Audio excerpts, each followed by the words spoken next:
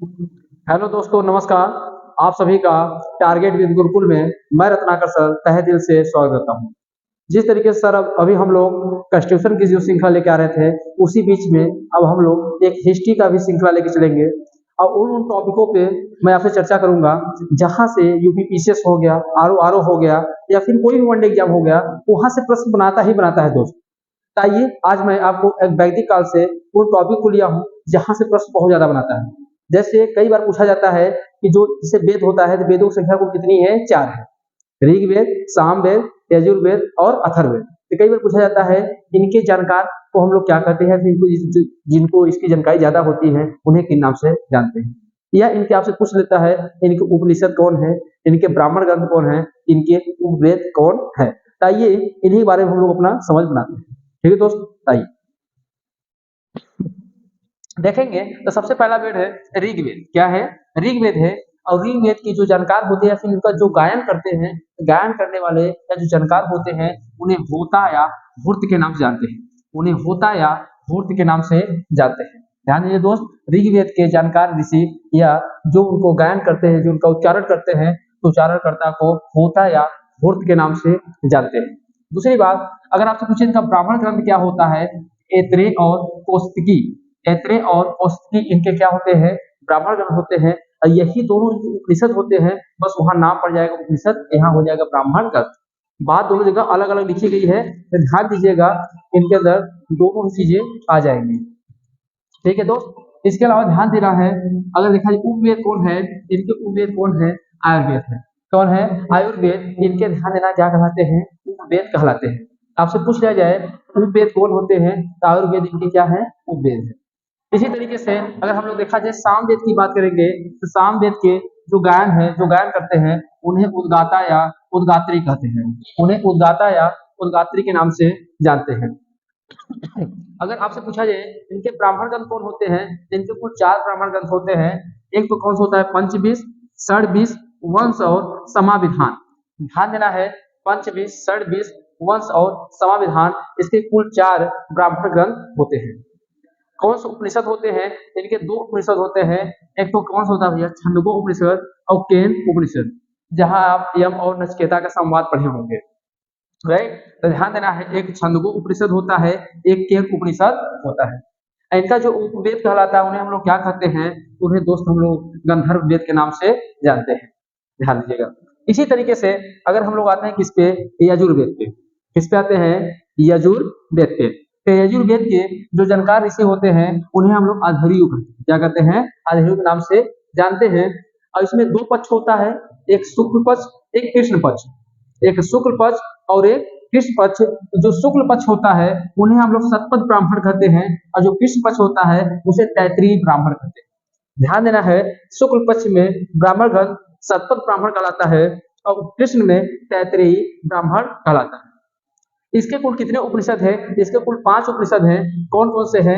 एक तो हमारा कंठोपनिषद है दोस्त, दूसरा श्वेताश्वर है, फिर ईशो है, बृहदारण्यक है और तैत्तिरीय है। तो ध्यान देना है, तैत्तिरीय हो गया, बृहदारण्यक हो गया, ईशो हो गया, श्वेताश्वर हो गया, और कौन सा हो गया? कंठोपनिषद। और इसका अगर उपवेद की बात करेंगे तो उपवेद कौन है? धनुर्वेद है। उपवेद कौन है? धनुर्वेद है।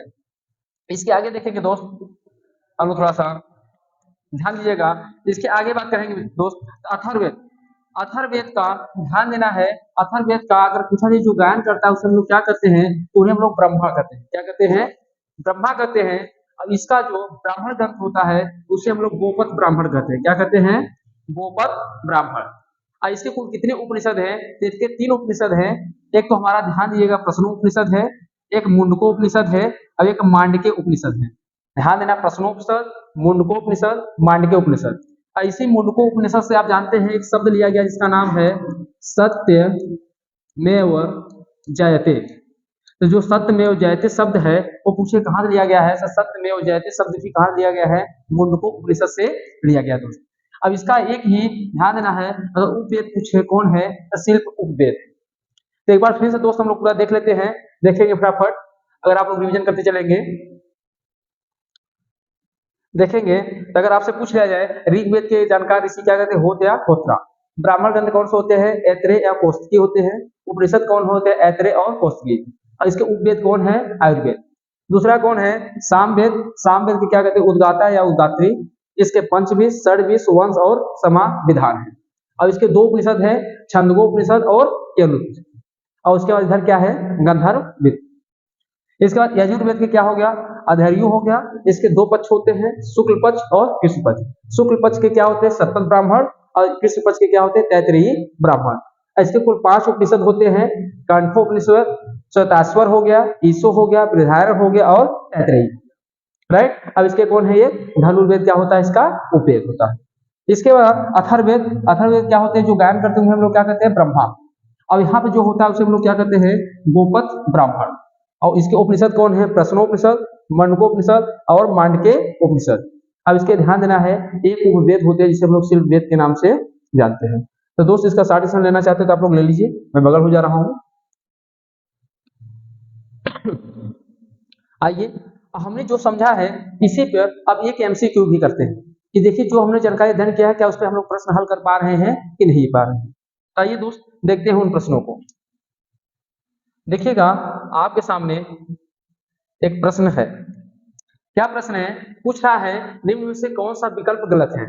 आपसे पूछा गया है निम्न में से कौन सा विकल्प गलत है। तो देखिएगा कह रहा है ऋग्वेद। तो बताइए ऋग्वेद के जो गायन करते हैं उन्हें उद्गाता कहते हैं। क्या कहते हैं? दूसरी बात, सामवेद। सामवेद के क्या कहते हैं? उद्गात्री। यजुर्वेद के क्या कर रहा है? अधर्यु। अथर्ववेद के क्या कर रहा है? ब्रह्मा। तो ध्यान देना दोस्त, जो अथर्ववेद के ज्ञान करने वाले उन्हें हम लोग क्या कहते हैं? ब्रह्मा। की बिल्कुल क्या है? सही है। यजुर्वेद के जो होते हैं क्या होते हैं? अधर्यु होते हैं। सामवेद के उद्गाता या उद्गात्री, अगर फीमेल रहेगी तो उद्गात्री बोलते हैं और मेल होगा तो क्या कहेंगे? उद्गाता। जबकि ऋग्वेद के ध्यान देना उद्गाता नहीं होते हैं, इसका ध्यान देना क्या होता है? होता या फिर होत्र होता है। अभी मैंने आपको जस्ट पढ़ाया है, तो ध्यान देना इसका होता है होत्र होता है। तो पहला ही ऑप्शन आपका क्या है? गलत है। और गलत ही आपसे प्रश्न में क्या किया गया था? पूछा गया था। तो आपसे पूछ लेगा तो आप इस तरीके से प्रश्न कई फॉर्मेटों में बनता है। मैंने आपको एक प्रश्न बना के दिखा दिया। अच्छा, कई बार पूछा जाता है ऋग्वेद में कुल कितने मंडल होते हैं? तो ध्यान देना है 10 मंडल। कितने पूछे मंत्र है? तो 10,552 मंत्र है।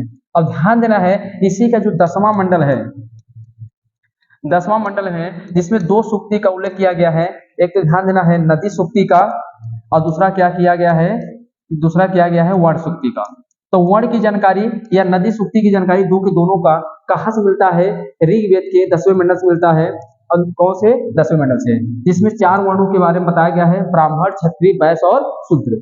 और दूसरी बात, कुल 25 नदियों का यहाँ पर क्या मिलता है? उल्लेख मिलता है दोस्त। तो ध्यान देना है, अभी जब हम लोग इसको स्पेशली पढ़ेंगे तो वहाँ बहुत अच्छे से पूरी एक एक करके डिटेल करके पढ़ेंगे। फिलहाल अभी आपके लिए इतना जानकारी में जो पेपर में फैक्ट पूछे जाते हैं उन फैक्टों को आपके सामने लेके आ रहा हूँ। सामवेद में जानते हैं गायन का होता है, अथर्ववेद में जानते हैं टोना टोटका वाला जो सारी चीजें होती है वो होती है। तो जैसे मैं आपको जब डिटेल करके पढ़ाना चालू करूंगा तब बढ़िया से एकदम पढ़ाएंगे। फिर हम अभी आपकी जो आगामी आपके आर के एग्जाम टल गया है, पीसीएस के एग्जाम टल गए हैं, तो वहाँ पे आप दोस्त एक क्वेश्चन यहाँ से वैदिक काल से मिलेगा। तो आप लोग अच्छे से इसे रिविजन कर लीजिएगा, इसका अच्छे से नोट्स बनाइएगा और जितने भी महत्वपूर्ण टॉपिक हैं उन महत्वपूर्ण टॉपिकों को मैं लेके आपके सामने उपस्थित होऊंगा। तो अगर दोस्त वीडियो अच्छा लगा हो तो लाइक, सब्सक्राइब एंड शेयर जो जो होता है आप लोग हमसे ज्यादा समझदार हैं, कर सकते हैं। और नहीं लगा हो तो बात अपनी जगह है। ठीक है दोस्त, फिर मिलते हैं अगले वीडियो में। Thank you very much. जय हिंद।